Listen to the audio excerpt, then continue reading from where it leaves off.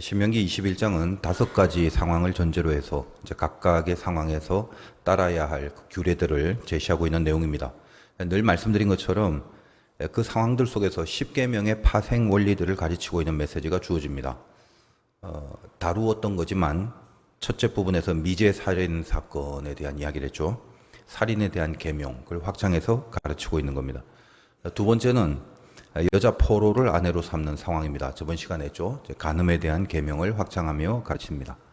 오늘 다루는 것은 3가지 사건인데 마찬가지 도둑질하지 마라, 부모를 공경해라, 탐심을 갖지 마라, 기타 등등 그 10계명의 뒷부분에 해당하는 이웃에 대한 관계의 계명들을 확장한 그런 메시지다라고 보시면 됩니다. 자, 오늘 이제 3번째, 4번째, 5번째를 같이 다 다룰 것인데 3번째 상황은 이제 장자의 상속권에 대한 계명입니다. 21장의 모든 내용들은 일어날 것이다 라는 가정을 전제해서 다루고 있는 법령이에요. 그러니까 아직은 실제로 일어나지 않은 일들입니다. 그럼에도 일어나지 않은 일들을 만약에 일어났다면 이라는 가정을 하고 주어지는 법령들인지라 그 안에는 그렇게 결정해야 하는 어떤 그 법리가 들어가 있다는 겁니다. 그래서 법적인 개념으로 말한다면 이 내용들은 판례가 아니라 법리를 말해주고 있다라는 거죠. 그 부분이 중요합니다. 15절을 한번 보겠습니다. 어떤 사람이 두 아내를 두었는데 하나는 사랑을 받고 하나는 미움을 받다가 그 사랑을 받은 자와 미움을 받은 자가 둘 다 아들을 낳다 하자 그 미움을 받은 자의 아들이 장자이면 아내를 둘을 두었는데 하나는 사랑을 하고 또 하나는 미워한답니다. 가정을 이렇게 하는 거예요. 이것도 웃긴데 하여간 그런데 미워하는 자의 그 아들이 먼저 태어나서 장자가 되면 밉다라는 이유로 장자의 권리를 박탈하지 말 것을 명하고 있는 겁니다. 원래 그 유대인의 장자는 다른 아들과 이렇게 나누어지는 그 재산들이 있을 것 아니겠습니까? 그 재산의 2배를 가지게 돼 있어요. 그러니까 자기가 좋아하는 아들이 장자가 아닌데도 좋아하기 때문에 장자로 삼아서 재산을 2배로 주지 말고 원래의 장자에게 규정대로 2몫을 주라라고 하는 내용입니다. 저번 시간에 말씀드린 것처럼 이런 내용들 안에는 1차적으로는 혼적인 교훈이 들어가 있는 거죠.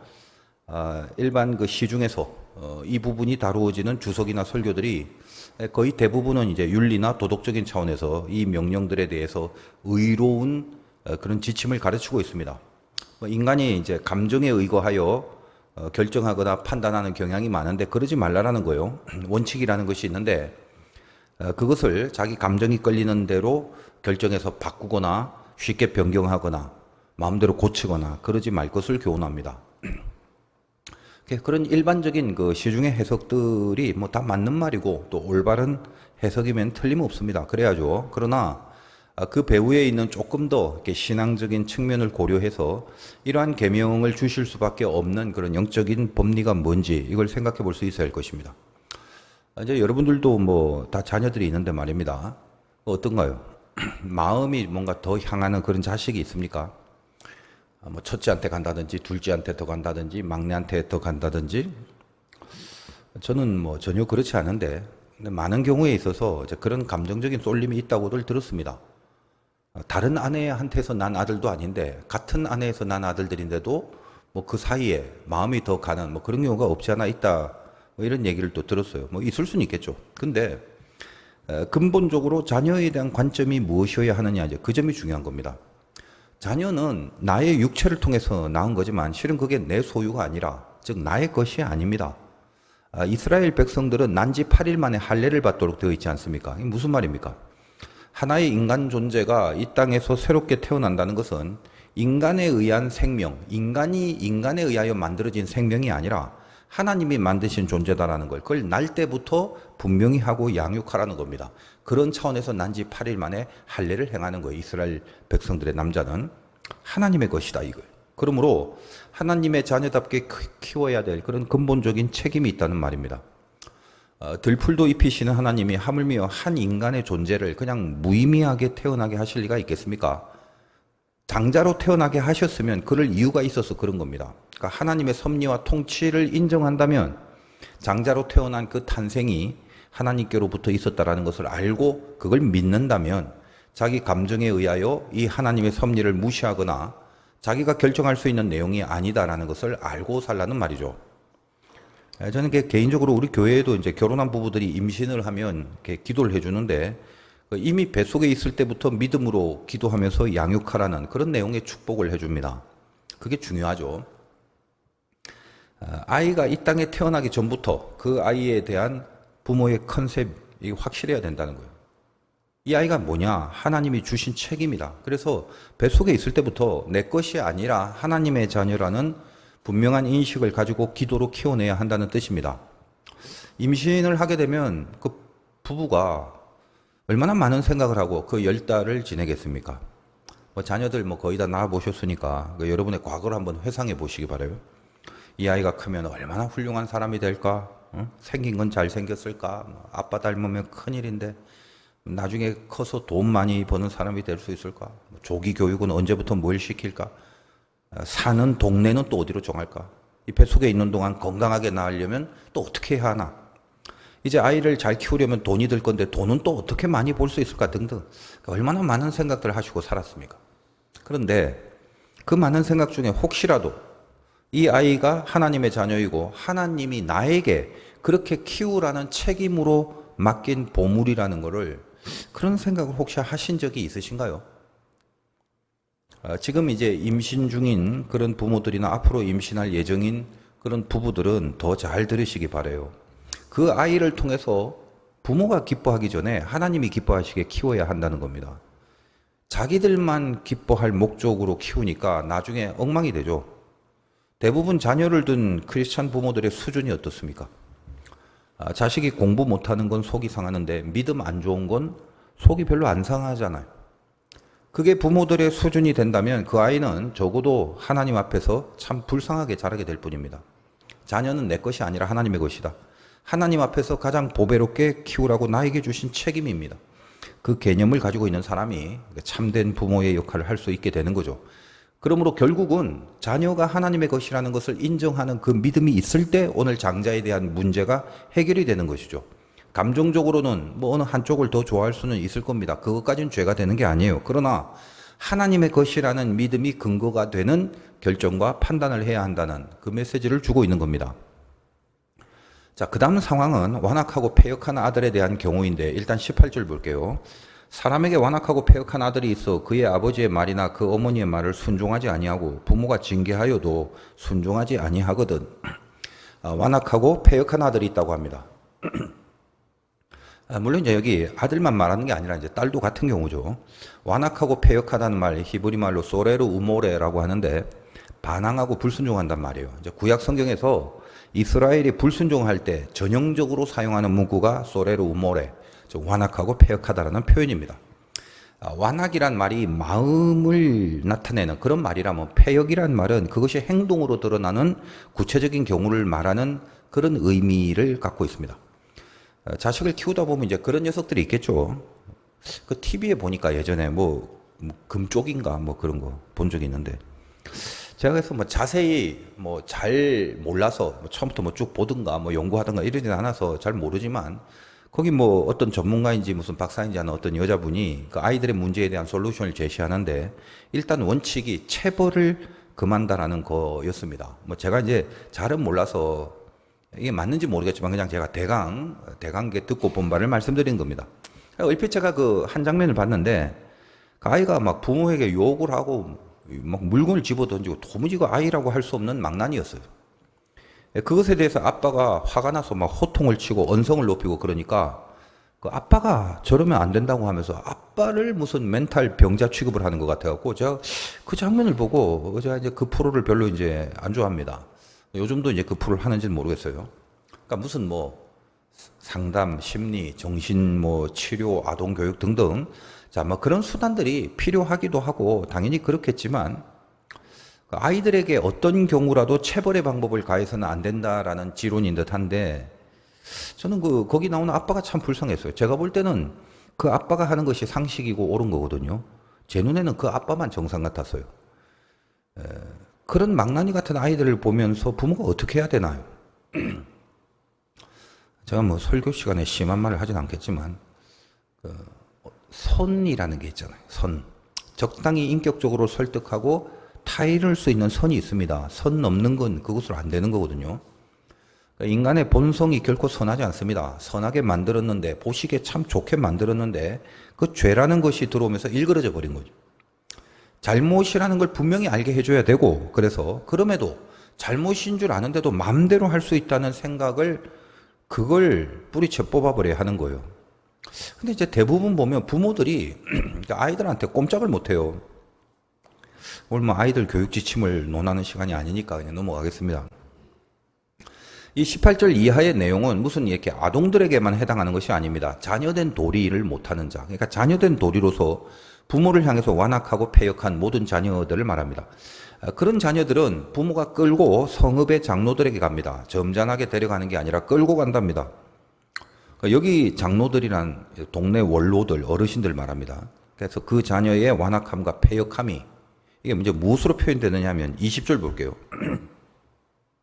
그 성읍 장로들에게 말하기를 우리의 이 자식은 완악하고 패역하여 우리 말을 듣지 아니하고 방탕하며 술에 잠긴 자라 하면, 방탕하며 술에 잠긴 자, 완악하고 패역합니다. 완악은 마음, 패역은 행동이라고 했죠. 그러니까 마음이 방탕하고 행동은 술에 취해 살아갑니다. 그래서 앞에 이제 18절을 읽어보면 아까 읽었지만 이 부모가 말로 타이르고 혹은 징계도 하고, 그러니까 부모가 모든 방법을 다 썼거든요. 근데도 막무가내라는 말입니다. 그러면 어떻게 하라고 하나요? 돌로 쳐 죽이라고 합니다. 깔끔해요. 그리고 그것이 악을 제거하는 일이라고 말하고 있습니다. 자, 이 내용을 이렇게 액면으로만 보면 심하죠? 단지 부모에게 이제 효도하라는 내용을 강하게 제시하고 있는 그런 법령만은 아닐 것입니다. 그리고 실제로 이러한 법이 있다 할지라도 자기 자녀들의 그 완악과 패역을 이런 식으로 처리하고 다스리는 부모는 거의 없을 거예요. 만약 이대로 했다간 돌 맞고 죽은 자식들이 얼마나 많겠어요. 성경의 사건 속에서도 이런 식으로 자녀를 쳐 죽인 경우는 실제로는 한 번도 없습니다. 우리가 지금 다루는 이 법령들은 전부 다 만약에 그렇다면 아까 말씀드렸죠. 그 가정을 두고 내려진 법령이라는 것을 이해하시기 바라요. 그러니까 부모로서 혹은 자녀로서 하나님 안에 있다면 마땅히 그러해야 될 신앙 인생의 법리가 있어야 한다는 말이거든요. 그걸 지금 예를 들어서 이러한 일이 발생할 것을 전제로 가정하여 바로 그 법리의 정신을 가르쳐주고 있는 내용이 되는 것입니다. 실제로 자기 자식을 패역하다고 해서 만인들에게 알리고 그들에게 돌 맞아 죽게 할 부모 없잖아요. 오히려 성경은 탕자의 비유 같은 걸 통해서 오늘 주어진 법령과는 전혀 다른 아버지의 처세를 소개하기도 합니다. 탕자는 완악하고 패역한 자의 모습 그대로였죠. 당시에는 그 아버지의 재산은 그 아버지가 죽었을 때만 나누어 받을 수 있는 겁니다. 근데 그걸 미리 자기 몫을 달라고 해서 그걸 받아서 집을 나간 겁니다. 그러니까 허랑방탕하게 오늘 본문처럼 방탕하고 술에 잠긴 세월을 보냈겠죠. 이미 탕자는 아버지가 살아있는데 미리 재산을 가지고 간 그 사실 하나만 가지고도 아버지를 죽이는 패역이다라고 볼 수 있는 것입니다. 그는 동네 사람들에게 돌로 쳐 죽일 죄를 저지른 거예요. 당시의 성읍이나 동네 사람들이라는 것이 대부분 당시 시대상으로 볼 때 일가 친척들이 많았습니다. 뭐 이래저래 따지고 보면 얽히고 설키고 그런 핏줄들이 많은 거예요. 그러므로 탕자의 이 재산 탕진에 대해서 전혀 남일같이 여기지 못하는 정서가 흐르고 있었던 거죠. 그 탕자가 돌아오자 아버지는 옷을 새로 입히고 손에 가락지를 끼웁니다.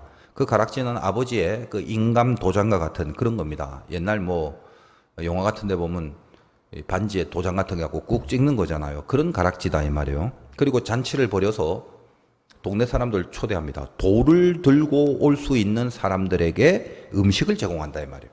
무슨 말인가요? 이 아들을 죄인으로 대우하지 마라. 이 아이의 손가락에 내 도장이 있다는 거예요. 내 아들이니까 이 아들에게 손대지 말라는 취지가 묻어있는 처세였습니다. 그러니까 이 비유에서 등장하는 아버지는 오늘 이 신명기 법령을 잘 알고 있는 이스라엘 사람이었던 거죠.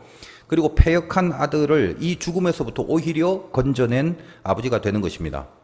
바로 그 아버지가 하나님 아버지임을 가르치시는 비유죠.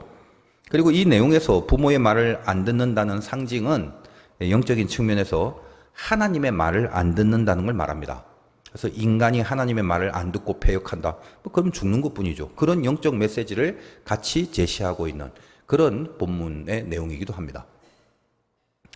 자, 다 그런 건 아니지만 자녀들이 아주 손도 못 댈 정도로 패역하다면 거기에 부모들의 책임은 하나도 없을까요? 물론 이제 인자하고 선한 부모 밑에서도 난데없는 망나니 같은 종자가 나올 수도 있습니다. 그리고 어릴 때는 또 잘 자라다가 어떤 잘못된 계기를 통해서 패역하게 되는 경우도 있을 겁니다. 하여간 부모는 믿음의 부모로서의 책임을 다해야 할 것을 이렇게 은근히 시사해 주는 측면도 있습니다. 그리고 자녀들에게 있어서는 부모를 공경하라고 하는 이 십계명에 대한 교훈을 가르쳐 주는 그런 취지도 있을 겁니다.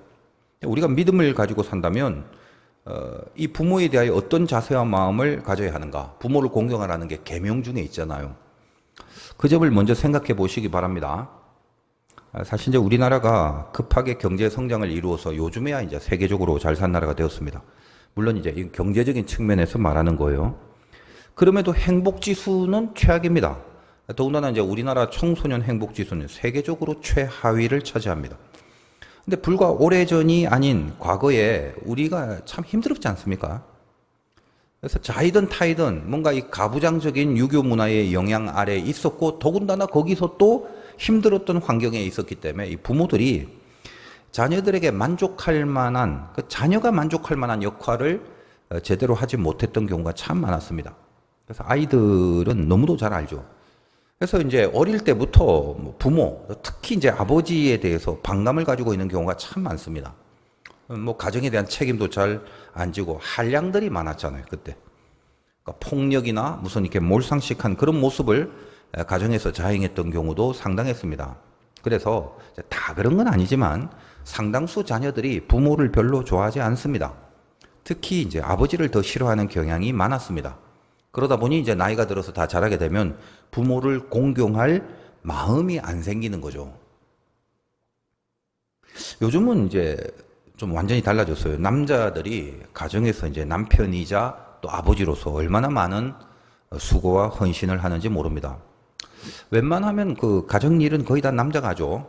애 낳는 거, 그리고 애한테 모유 주는 거, 이거 빼고는 이제는 뭐 거의 남자가 이 가사의 일들을 다 담당하고 살아갑니다. 그러면서도 이런 일대로 하는데 왠지 또 가족들 안에서 그렇게 대우를 잘 못 받고 삽니다.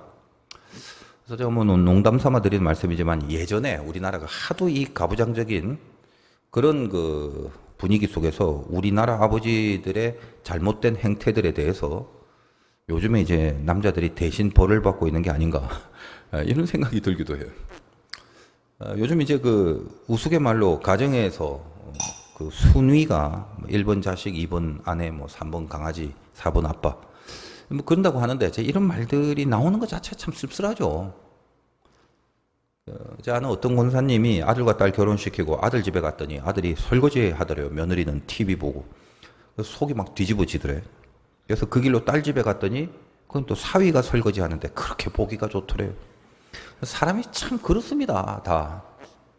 하여간 우리가 부모를 공경하라는 계명을 놓고 공경할 그 이유나 조건과 마음이 되어서 공경하는 게 아니라는 걸 명심하시기 바라요. 하나님을 믿으면 하나님 아버지를 공경합니다. 그분의 말씀을 듣고 따릅니다. 그것을 신앙생활이다 라고 하는 거죠. 그래서 부모를 좋아해서 공경하는 게 아니라 그것과 상관없이 하나님이 하라고 해서 하는 것, 그것이 믿음입니다. 그 믿음이 우리 인격, 윤리, 도덕의 힘보다 훨씬 셉니다. 그래서 우리 하나님을 우리가 믿는 그 믿음 이후에는 매사에 만사에 내가 하나님을 믿는 그 차원에서 모든 것을 해내야 하는 거예요. 이웃사랑, 헌신, 구제, 봉사, 희생 그런 것들이 내가 그런 걸 할 수 있는 인격적인 실력이 있거나 혹은 그 대상들이 참 선하고 그렇게 베풀어 줄만 해서 베풀어 줄 수 있는 그런 건 없습니다.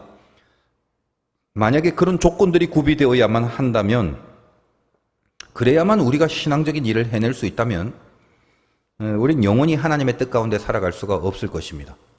언제 내 인격이 성인군자와 같아질 겁니까? 죽을 때까지 고집불통으로 살다가 갈 사람들이 대다수죠. 그리고 언제 그 인간이 내가 돕고 싶을 만큼 선하고 아름답고 귀하고 그렇게 변하겠습니까? 안 변합니다. 알면 알수록 시간이 지나면 지날수록 사람이라는 것은 죄의 본성이 더 두드러지게 나타날 뿐입니다. 그러므로 하나님을 믿는 그 믿음이 동기가 되지 않으면 우리는 이 땅에서 말씀대로 사는 건커녕 아예 그냥 착하게 살기도 힘든 인생들이더란 말입니다. 자, 그래서 이제 종합적으로 생각을 해보도록 하겠습니다. 21장은 5가지 상황이 나오죠. 그 중에 마지막 5번째, 요거는 조금 특이한 상황이에요. 일단 22절과 23절 보겠습니다. 사람이 만일 죽을 죄를 범함으로 네가 그를 죽여 나무 위에 달거든 그 시체를 나무 위에 밤새도록 두지 말고 그날에 장사하여 내 하나님 여호와께서 내게 기업으로 주시는 땅을 더럽히지 말라. 나무에 달린 자는 하나님께 저주를 받았음이니라. 자, 앞에 4가지의 상황과 뭔가 결이 다르다는 느낌이 듭니다. 안 그렇습니까? 제가 이제 말씀을 받는 과정이 아주 치열합니다. 성경은 하나님이 하신 말씀이죠. 하나님이 반드시 계시되어 있는 거죠. 그 하나님을 발견하는 것을 말씀을 받는다라고 말하는 거예요. 적어도 제 경우는 그렇습니다. 하나님을 발견한다는 것은 만남을 의미합니다. 하나님을 만납니다. 그분의 심정을 느끼고 그 심정이 제 심장에 대고 말씀을 하시는 것 같습니다. 그러면 가슴이 뜨거워지고 눈물이 나기도 하고 영계가 열려지는 그런 경험을 합니다. 무슨 신비한 현상을 말하는 게 아니라 세상과 나는 간고도 없고 구속한 주만 보이게 되는 거죠. 덕지덕지 나에게 묻어온 모든 세상에 잡된 것들이 다 소멸됩니다. 주님이 선명하게 홀로 나를 통치하고 내 안에 좌정하심을 경험합니다. 그것 때문에 제가 살아가고 있고 또 그것 때문에 제가 살 수 있는 것입니다. 그리고 그것 때문에 저는 목회를 하고 있는 거죠. 그러니 이 강대상에서 전하려는 말씀을 받아내는 일이 어찌 치열하지 않을 수 있겠습니까? 하나님이 왜 갑자기 죽을 죄를 범한 자를 나무 위에 매달아 밤새 두지 말고 그날에 장사를 치내라. 그런 말씀을 왜 하신 건가요? 그리고 이 말씀을 왜 21장 전체의 마지막 부분에 뭔가 맥락 없이 뜬금없는 듯한 느낌으로 제시해주고 있는 건가요? 저에게 주시는 메시지는 참 깊고 뜨거웠습니다. 자, 잘 생각해 보시기 바랍니다. 자, 앞에 4가지 경우는 그 해법이 전부 다 그 잘못된 것에 대하여 어떤 식으로든 회복하는 해법으로 주어진 계명들이었습니다. 미제 사건에 대해서 송아지 잡아갖고 죄에 대해서 상함을 받는 해법, 여자 포로의 경우에도 그 여자가 불이익을 당하지 않게 해주는 해법이죠. 오늘 장자의 상속권 문제도 그 장자가 불이익을 당하지 않게 해주는 해법이죠. 패역한 아들의 문제도 그 부모를 위하여 그리고 그 성읍의 모든 자들에게 있어질 수 있는 그 동일한 악을 그걸 제거하는 방법으로 제시된 계명들입니다. 전부 다 적어도 어떤 납득이 될 만한 솔루션을 통해서 결국의 선을 이루려는 목적을 가지고 있는 명령이라는 것을 알 수 있습니다. 근데 마지막 5번째 내용은 완전히 다릅니다. 나무 위에 달려 죽은 죄인이 있는데 그 죄인을 위한 어떤 조치라든가 그 죄인의 가족이나 친지들을 위한 조치라든가 그런 게 전혀 없습니다. 왜 밤새 나무에 달아두지 못하게 하나요? 그 죄인이 뭐 죽었지만 혹은 살아있다 할지라도 그 나무에 달려있는 동안 너무 수치스러울까봐 그를 불쌍히 여겨서 그렇게 하라고 하는 게 아닙니다. 오래 달아두면 땅을 더럽게 하기 때문에 땅을 더럽게 하지 말라는 겁니다. 그런 죄인은 달아둘수록 땅이 오염되고 더러워질 정도로 극악한 죄인이니 빨리 끌어내서 묻어버려라 그 말이에요. 끝까지 저주를 하라는 명령입니다. 어떤 회복이나 해법이나 결국에 어떤 선을 위한 의도가 하나도 없습니다. 그냥 저주를 내린 겁니다. 신앙생활 오래 하셨고 설교 많이 들으신 여러분들은 대강 감이 올 겁니다. 이 마지막 5번째 사건은 고스란히 주님의 십자가를 상징하는 내용입니다. 갈라디아서 3장 13절에 이 문장을 해석을 했습니다. 제가 읽어드립니다. 그리스도께서 우리를 위하여 저주를 받은 바 되사 율법의 저주에서 우리를 속량하셨으니 기록된 바 나무에 달린 자마다 저주 아래에 있는 자라 하였습니다. 기록된 바 나무에 달린 자마다 저주 아래에 있는 자라. 그 기록된 바 어디에 기록이 되었단 말인가요? 바로 오늘 신명기 21장 23절에 기록된 바라는 뜻입니다. 결국 오늘 마지막 5번째 사건은 주님의 십자가 사건을 말하는 내용입니다. 그리고 그것은 그대로 저주라고 말하는 겁니다. 저주가 뭐죠? 주님의 십자가가 저주라면 그건 무슨 의미인가요? 우리가 받아야 할 저주를 그대로 주님이 다 당하셨다는 겁니다. 이 십자가의 사건을 왜 신명기 21장에 마지막 부분에 제시하고 있는지를 깨닫게 되면 이 21장 전체에 흐르는 하나님의 깊은 심정과 만나게 될 것입니다. 이제 마지막으로 집중해서 이 메시지를 잘 새겨보시기 바랍니다. 신명기 21장의 이 명령들은 일종의 가정입니다. 가정. 아직 가나안에 안 들어갔는데 이제 거기에 들어가서 벌어질 만한 일들을 가정해서 명령들을 주시는 거죠. 여러분이 예수를 믿고 애굽의 백성이 아니라 하나님의 백성으로 살게 되었습니다. 영적으로 가나안에 들어간 겁니다. 그러면 원칙상 죄를 짓지 말아야죠. 애굽이라면 조금 이해할 수 있습니다. 바로가 주인이고 그 통치 안에서 애굽인들과 같이 살기 때문에 늘 죄성에 젖어 살아가게 됩니다. 죄 짓는 방법 말고는 다른 방법이 없는 거예요. 저 세상은. 그리고 나서 광야로 나왔습니다. 하나님의 백성이 되긴 했는데 현실이 힘들어요. 먹고 사는 문제부터가 고민입니다. 본능적으로 죄를 택하게 돼 있죠. 믿음으로 살긴 하는데 그리고 은혜도 분명히 내리고 있지만 결핍과 부족을 늘 경험합니다. 그래서 애굽을 그리워할 때도 있고 원망과 불평 속에서 죄를 저지르는 경우도 있을 수 있습니다. 근데 이제는 가나안이다. 하나님이 풍성하게 해주시는 곳입니다. 농사를 짓고 열매를 거둘 수 있으며 전쟁에서 승리를 주시는 도우심이 항상 있는 곳입니다. 그런데 거기서도 죄를 여전히 짓고 살 수밖에 없는 존재, 그들이 바로 너희다 라는 말씀을 하시는 거예요. 그래서 그 땅, 즉 가나안에 들어가서 그 땅에서 벌어질 죄들을 가정하면서 이 명령을 해법으로 주시는 것이 본문의 21장의 내용이 되는 거예요. 우리가 모든 현실적인 문제가 다 사라지고 은혜도 풍성히 받을 수 있는 그런 환경이 되면, 즉 영적인 가나안에 살게 되면 죄 안 짓고 막 거룩하게 살아갈 수 있을 것 같습니까? 평생 예수 믿으면서 여러분 안에 얼마나 많은 하소연을 반복하고 살아오셨습니까? 뭐죠?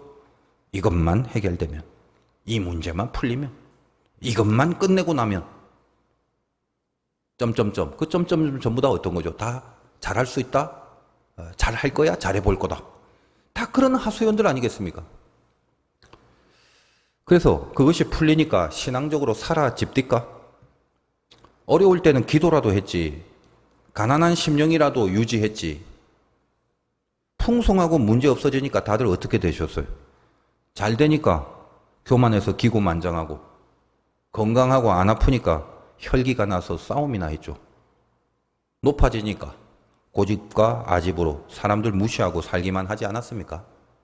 그러니 인간은 참 안 될 존재들이다 이 말이에요. 가나안에 들어가도 오히려 죄성이 더하여지더라, 그겁니다. 그래서 오늘 본문 마지막에 십자가 사건을 제시하고 저주를 마지막으로 선포한 것은 결국 우리들이 받아야 할 저주를 주님이 대신 받으시고 죽으신 그 복음을 던져주심으로 결론을 내고 있습니다. 그래서 우리가 받을 저주가 사라졌다는 것, 이걸 말씀해 주시는 거예요. 저주가 사라졌다는 것은 다른 말로 하면 두 번째 기회를 주셨다는 말입니다. 왜요? 저주를 받으면 그거 끝입니다. 그냥 이거는 매장시키는 거예요. 완전히 끝을 내서 더 이상 아무것도 없게 된다는 마지막 결론입니다. 그게 저주입니다. 근데 그 저주를 대신하여 주님이 받으셨다는 것은 저주 때문에 끝나야 할 우리들에게 두 번째 기회를 주셨다는 의미가 됩니다. 이제 21장 5가지 상황을 다시 한번 쭉 한번 생각해 보시기 바랍니다. 첫째, 미제 살인 사건입니다. 사람을 죽이고 숨어버렸어요. 뒤에 어떤 계명이 나오기 전입니다. 이렇게 해라, 뭐 송아지 잡아서 어떻게 해라, 그다 필요 없어요. 일단 뭐예요? 사람 죽이고 숨었어요. 끝난 겁니다.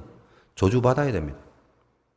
이미 저질러버린 죄거든요. 기회가 없습니다. 둘째, 이방의 여자 포를 아내로 삼았습니다. 그렇다면 어떻게 해야 되나? 뒤에 거 필요 없어요. 이미 끝났어요. 이방 여인을 아내로 삼은 것 자체가 죄입니다. 그 여인을 나중에 어떻게 대우해야 하는가에 대한 계명을 주셨지만 그 전에 이미 죄를 저지른 거예요. 저주 받아야 됩니다. 끝장이 났어야 된다고요. 셋째, 두 아내를 두었습니다. 성경은 원래 일부 다처제 아닙니다. 하나의 아내를 돕는 배필로 삼아야 합니다. 야곱의 경우가 두 아내를 취하는 바람에 평생 고생해요. 이미 저질러 버린 겁니다. 그 다음에 그 아들들에 대해서 장장권을 어찌해야 되나, 그런 계명은 실은 뭐 필요조차 없는 계명이다 이 말이에요. 왜? 그 전에 이미 죄를 저질러서 이미 결판 난 건데 그러지 말라 하는 두 아내를 취해버렸는데 그 다음에 어디 있겠습니까? 넷째, 완악하고 패역하여 부모를 저버립니다. 부모를 공경하라는 계명을 어겨버리고 이미 죄를 저질러 버린 겁니다. 이렇게 모든 상황들이 이미 죄를 저질러 버려서 저주 아래 있게 될 운명에 처해져 있을 뿐이다 이 말이에요. 근데 이 저주의 상황에서 또 다른 법령들을 계속 주고 있는 게 21장이에요. 다시 기회를 주신 하나님을 우리에게 보이시는 메시지라는 말입니다. 내가 뭐 살다 보면 그럴 수도 있으니까 이제 앞으로 잘해라 파이팅, 그런 차원에서 다시 이런 상황마다 이렇게 하라는 계명을 주시는 게 아니다 이 말이에요. 죄로 인해서 이미 저주받은 것에 대해서 다시 기회를 주는 법은 없습니다. 만약 그렇게 한다면 매번 죄를 저지르고 살아도 된다는 말이 되기 때문이죠. 하나님이 우리에게 두 번째 기회를 주시려기, 이 두 번째 기회를 주시기 위해서 이 간절하고도 필사적인 기회를 한 번이라도 더 주시기 위하여 하나님이 택하신 방법이 있다는 겁니다. 우리를 그냥 다 죽여야 하겠지만 그럴 수 없다는 그 하나님 아버지의 불붙는 긍휼하심이 결국은 당신의 독생자를 우리 대신, 나 대신에 그 저주 아래 죽게 하심으로 다시 죄를 짓지 않을 기적의 기회를 주셨다는 말이다 이 말. 그래서 다섯 번째 명령이 십자가의 죽으심으로 마감하는 말씀이 되는 겁니다. 이 마지막 법령으로 인하여 앞에 모든 계명들을 비로소 명하실 수 있게 된 것입니다. 내가 너희들에게 이런 경우가 생기면 이렇게 해라, 저런 경우가 생기면 저렇게 해라, 그것이 해결 방법이다, 그런 식으로 계명을 주는 것은 무엇을 담보로 하여 어떤 대가를 치르고 나서 주어질 수 있는 계명인지를 알고나 있느냐, 그 심정을 읽어내셔야 하는 겁니다. 이게 아니면 저거래, 그런 게 아니에요. 이게 아니면 죽는 것밖에 없는 거예요. 그런데 죽는 것밖에 없었는데 또 한 번의 기적적인 기회를 주신 거, 그 기회를 이제 어떻게 다시 살리고 살아가느냐를 이 저주의 죽음 앞에서, 그 십자가 앞에서 분명히 절감하고 다짐할 수 있는 신자가 되기를 바라시는 겁니다. 오늘 말씀 제목이 재밌죠? 2차는 가짐합시다. 요즘은 세상의 회식 문화가 다 변해서 아주 좋다고 합니다. 어떤 회사는 그 회식 문화의 모토가 2020이랍니다. 2차는 없어요. 2차는 없어요. 20시까지, 20시까지만 먹습니다. 20. 그런 뜻이래요. 만약에 설교를 안 듣고 제목만 본다면 웃길 수도 있을 겁니다. 그러나 설교를 다 들으신 여러분들에게 2차는 가지 맙시다 라는 제목은 주님의 십자가 앞에서 나에게 명하신 하나님의 마지막 호소로 다가오셔야 마땅할 것입니다. 두 번째, 또 죄를 짓지 말라는 겁니다.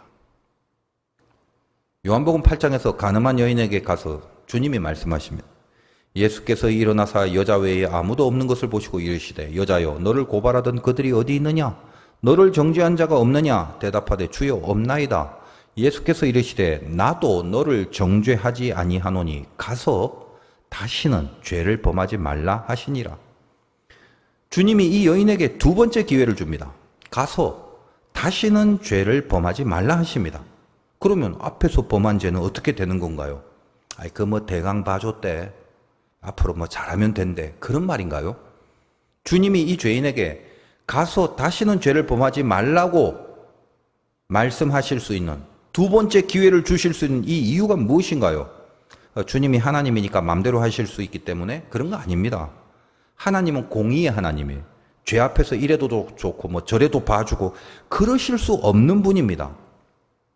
가서 다시는 죄를 범하지 말라라는 그 말 한마디를 전하기 위해서 주님은 내가 받아야 할, 죄인이 받아서 죽어야 할 그 저주를 대신 받으시고 나무에 달려 죽으신 겁니다.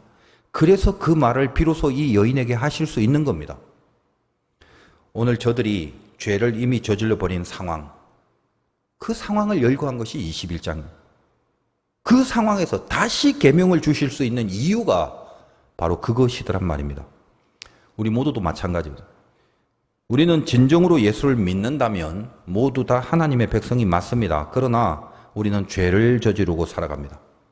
몇 번이냐가 아닙니다. 수없이 계속해서 죄를 저지르고 살아갑니다. 그런데 우리에게 또 계명을 주십니다. 죄를 줘도 또 계명을 계속 주더라가 아니라 우리에게 기회를 주십니다. 신명기 21장에서 주어진 4가지 상황 속에서 주어진 계명들, 송아지를 통한 속죄, 포로를 아내로 삼고 그리고 나서 마음에 안 들면 버리는 거 버리지 마라. 미워하는 장자에게 불이익을 주지 마라. 패역한 아들을 처벌해라. 그 모든 2번째 계명들이 실은 본질적으로 전부 다 무엇을 말하고 있는 계명인가요? 그런 죄들을 이미 저질러 버리고 있는 우리들에게 가서 다시는 죄를 범하지 말라라고 하시는 주님의 피 맺힌 호소임을 가슴에 새겨 넣으시길 바라요. 예배 끝나고 어딘가를 가실 겁니다. 집이든 뭐 식당이든 뭐 볼일 보러 가든 가서 다시는, 그 다시는이란 주님의 말씀이 가슴에 떠나지 않게 하시길 바라요. 2차는 가지 맙시다. 2번째는 절대로 지켜내셔야 할 것입니다. 승리하시기를 주님의 이름으로 축원드립니다.